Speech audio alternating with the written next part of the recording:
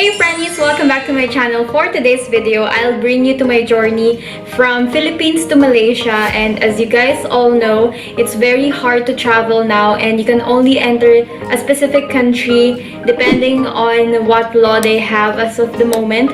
As for Malaysia, they're not yet open for tourists as of today that I am releasing this video. There are only certain categories who are allowed to enter Malaysia. For those who are watching, you might be an OFW or you might be stuck in the Philippines for a certain reason. But don't worry, I'm gonna help you. I am underemployment pass category 3. If you want to know more on how you're going to have a very smooth travel, please keep on watching. Disclaimer, I am not working for government in Malaysia, or I'm not also a health worker, I'm not a frontliner. I also don't work on the hotel. I'm just sharing my experience. Always double check for the latest updates because the government do change their announcement. They change their protocols and SOP. So please do read. Always make yourself updated by reading on the news. Now is a bit of a storytelling. I went to the airport 6 in the morning. So my flight is 12:50. Imagine how early I am. I just wanted to thank all of the ground staff of AirAsia Philippines, Jay and Dalio. Love you. I have to take a picture of all my documents and cross-check it with another person. So it will really take time because they have to make sure that everything is valid. After 2 hours, you have to go to the immigration. After that, I waited again for the aircraft to arrive. Thank you so much, AirAsia flight attendants. They are also so super nice. Not because I worked with AirAsia before, but because I know that most of the crew from AirAsia are genuinely nice and very accommodating. Hi, Marian.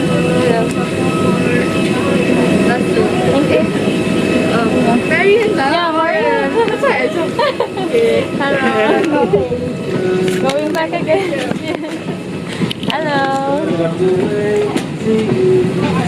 So I'm already inside the aircraft. I really miss flying. And I'm a little bit emotional because I do miss flying a lot. We only have 10 passengers here. I'm gonna be back after 6 months. I'm also scared. I don't know what's gonna happen to me there. Let's just hope for the best. Hopefully, everything's gonna be smooth once I land there. See you.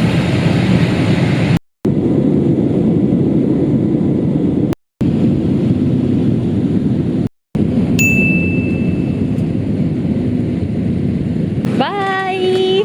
Thank you so much for the flight. Bye-bye. Bye! Bye-bye. See you. Once you landed, you have to scan My Sejahtera app. You have to scan something. But don't you worry because there will be a lot of frontliners, a lot of nurses, a lot of soldiers who's going to help you. They will instruct you and you cannot go anywhere because there's a specific way for you to go. So there, it was very smooth. Another waiting time, so let's just give that a good 2 hours again. So 2 hours you have to wait. You're going on a group. So us, we were 14 on the flight. So imagine if you are on a big group, so you have to wait for everyone to finish first because you will be on the same bus. So this is our bus. That's our bus. The travel time from airport to Hilton Patinjaya is 30 minutes.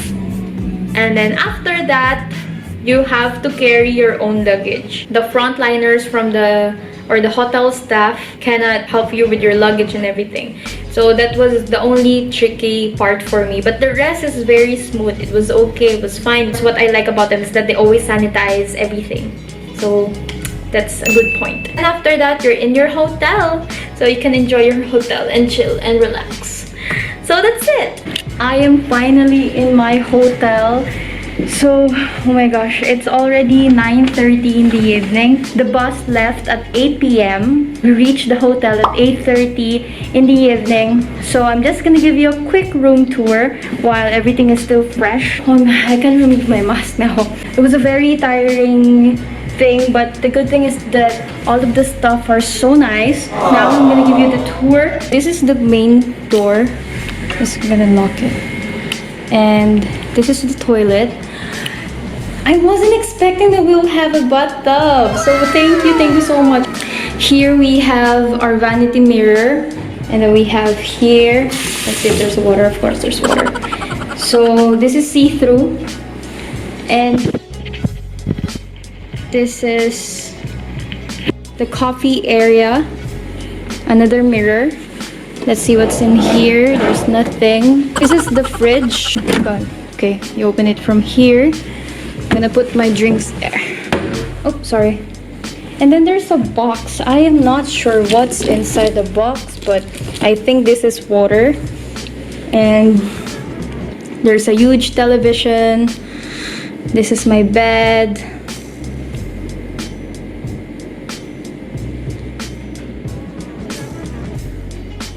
There's a huge desk for my work. And this is the view from outside. There's a pool! I just hope I'm allowed to swim, but of course not. So we couldn't go out. I have a swab test. That is why I'm gonna stay here for only 7 days. And now, I removed my slippers, by the way, because that is so dirty and nasty. And I'm not gonna hit my bed without taking a shower. So I'm gonna take a shower now. I'm just gonna update you tomorrow. Bye!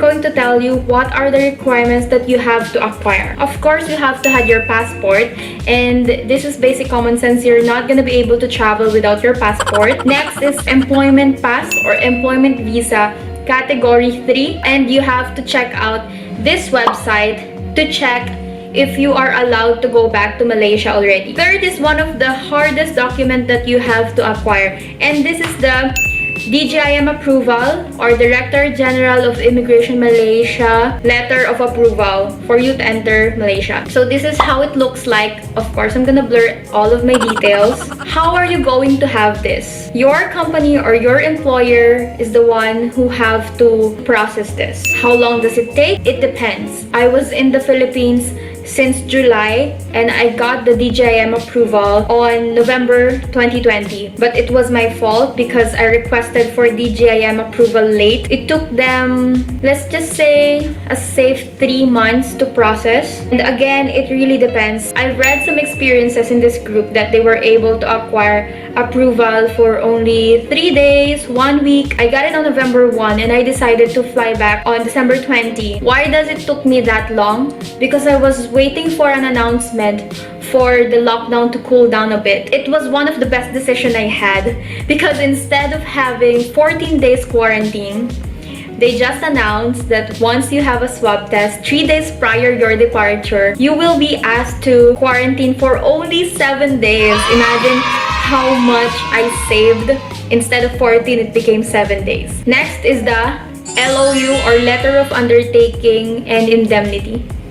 This one. this one. So where are you going to download this? This is very easy. You just have to download the PDF.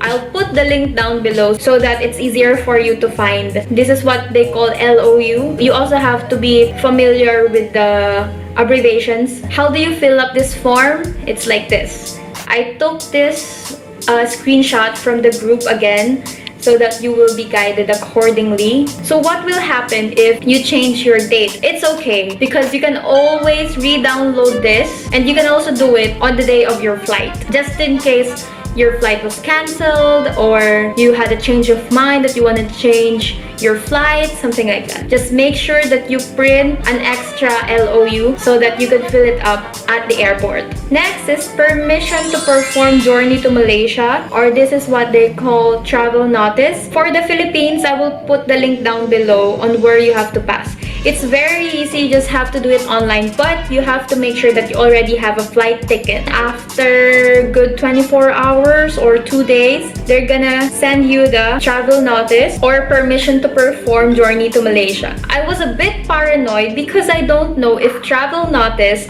and permission to perform journey to Malaysia is the same. So I thought the two are different documents, but actually it's just the same. So this is from the Embassy of Malaysia, Manila. You cannot direct email them. I tried direct emailing them, but again, you can't do that. You have to go to the website. Next, you have to download My Sejahtera app. I was also concerned with this one. You have to download and register 3 days prior to departure, something like that. But actually, when I was still in Malaysia, I already downloaded this since April, or the moment they released the app. What I did was I deleted the app and I just re-downloaded it just to make sure, okay? So if you don't want to have any conflicts, just do that. And you can do it 1 week advance, so you don't have to wait for 3 days prior to departure. I mean, exactly 3 days prior to departure. Next is my QR booking confirmation. So this is the hotel and swab receipt. So you have to pay through my egg, this one. I don't know how to pronounce it properly, but this one. Another important thing that I had with me that time was less than 72 hours negative result of my swab test, and this is it. You have to check with your airline if it's necessary. I wanted to stay for only 7 days. That's why I really pushed through on having swab test. I want to thank all frontliners. Thank you so much for giving your time, for always being accommodating. Also to Hilton, Petlinjaya. Thank you so much to Hilton, Petlinjaya. You guys are the best. I love all of your stuff. I'm gonna give you 5 stars. You guys are the best. That's it. That's my experience. I hope you learned something. Thank you so much for giving me your time and watching my video. Have a safe flight. Please do subscribe on my channel and please hit the notification button so that you will be updated on my next vlog. Thank you. Bye-bye! Good morning! Today is day 1 of my quarantine experience. They delivered the food around 8 in the morning and this is what I got. This is nasi lemak.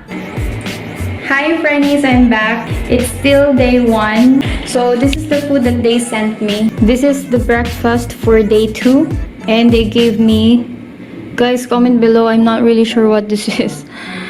I only know this butter cake and I make my own yakisoba, my own noodle, and of course my favorite Yakult. Thank you so much, sayang.